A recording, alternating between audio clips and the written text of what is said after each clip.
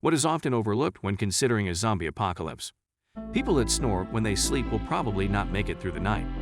Sleep in a climber tree stand and strap yourself in, or sleep in a cement bunker underground, or lock the door and exit via the roof, or smother yourself with a pillow. You're good. You wouldn't need medical supplies past the first few weeks. It would most likely be a sterile facility, so no getting sick. Depends on what type of bunker. That zombies are actually perpetual motion machines that not only break the laws of thermodynamics, but could also be a possible endless supply of clean energy. Gasoline eventually expires. That's why you need a diesel-powered vehicle. With some cooking oil and a few additives, you can make fuel when necessary. There was a short-lived series on TV about getting out alive. Can't remember the name of it. The guy showed a little bit of how to make fuel. Fun fact, diesel engines are very popular in Germany. When diesel became more expensive, people started to use cooking oil instead, which works great with older diesel engines. The government then changed the law and made using oil instead of diesel illegal. It's considered tax evasion. Gasoline and diesel are heavily taxed here. There is VAT and energy tax. The energy tax actually taxes the gas price, including VAT. About half the price of gas here in Germany goes directly to the government. A liter of gasoline is around 1/35 euros. That's $153. A liter is 2,642 gallons. That's too much money to just let it go. Lube. Seriously, if you are driving through a big crowd of zombies, you don't want some big truck wrapped in barbed wire and spikes. Zombies don't care, just gives them something to hang on to. Just get some bubble-shaped car like a VW Beetle or something. Lube up the whole thing with something slick. Then just drive through the zombie horde. They can't hang onto anything, nothing to grab. They just slide right off.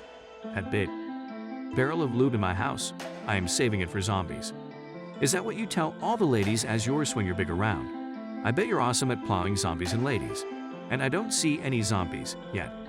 How like a third of people who manage to survive the zombie apocalypse will die because modern medicine is no longer around. You got diabetes, dead.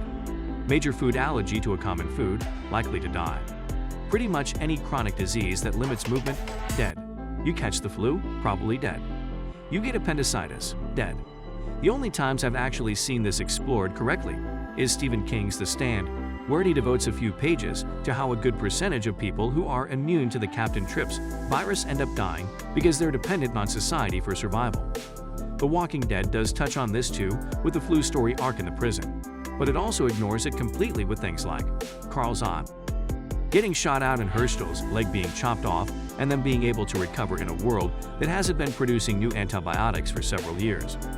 We'd probably even see a series of post-zombie pandemics and preventable deaths, with infectious diseases wiping out millions more people within a few years and infant mortality deaths due to childbirth increasing. The loss of antibiotics is only part of the problem. Lack of functioning modern hospitals mean any complications during labor and delivery are more likely to be fatal to mother and/or child. Lack of nutritious food and clean water mean miscarriages, stillbirths, and sickly babies are more likely as well.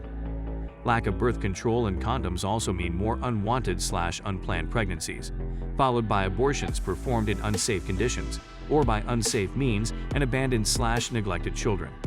Lack of antiretroviral drugs means HIV-positive individuals' viral loads skyrocket and they develop AIDS. The absence of condoms and probable reuse and sharing of hypodermic needles due to scarcity mean HIV spreads like wildfire. If we manage to transfuse blood, we probably won't be able to test it reliably. Lack of condoms also means bacterial STDs spread more widely and rapidly, with no antibiotics around to stop them. Lack of law enforcement on the ground could also increase the incidence of rape, worsening both the STD and unwanted pregnancy issues. Lack of adequate personal protective equipment in makeshift hospital settings mean that acute communicable diseases go untreated and/or spread rapidly to healthcare providers, family members, and other patients. Various forms of influenza are only the tip of the iceberg. Even with modern medicine, viruses like Ebola make their way to developed countries and spread to health workers. The only saving grace will be that air travel will be rare if it exists at all, limiting how far diseases can spread. Lack of sanitation and clean water mean diseases like cholera become a problem again in previously developed nations, and illnesses like typhoid fever and hepatitis that can spread through food. Lack of vaccination means the likely resurgence of mumps, measles, whooping cough, and other diseases that emerge when herd immunity ceases to exist. If you step on a rusty nail trying to build a shelter for your family, no tetanus shots for you. And no veterinary vaccinations either.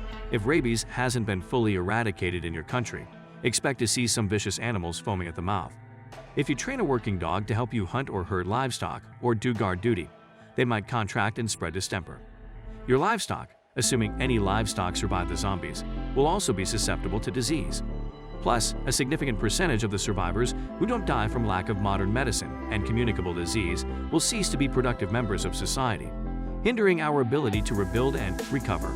Doctors, nurses, scientists, engineers, architects, carpenters, farmers, teachers, and soldiers/LEO will be rare and in high demand. So will individuals with exceptional physical strength or leadership abilities. Now, take that already shrunken pool of valuable human capital and adjust for the number of them who rely on any of the following to apply their skills to the best of their ability.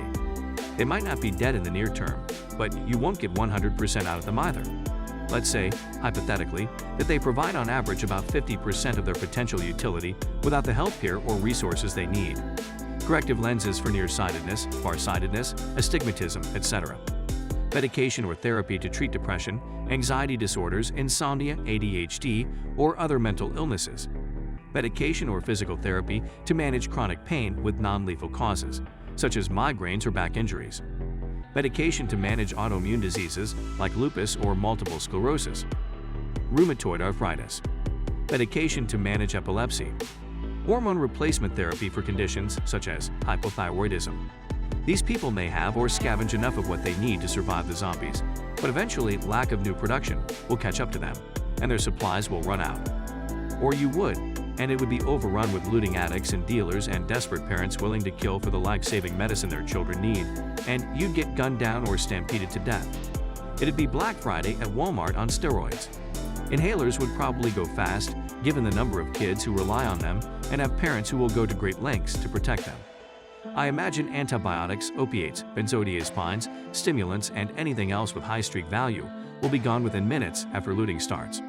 The next wave would probably be opportunists grabbing leftover things they know will acquire high streak value in an apocalyptic scenario: drugs that treat high blood pressure, diabetes, epilepsy, mental illness, EpiPens, etc. I always assume that in an apocalyptic scenario, retail pharmacies will be raided basically as soon as the cops are spread too thin to protect them. Then the hospital pharmacies next, assuming staff haven't already started taking and hoarding supplies, since they tend to have better security and are located within a larger building instead of a storefront. Then other places where life-saving drugs or drugs with abuse potential are likely to be present in large quantities. Urgent care clinics, doctors' offices, nursing homes, hospices, ambulances, maybe even FedEx/USPS/UPS facilities for mail-order prescriptions.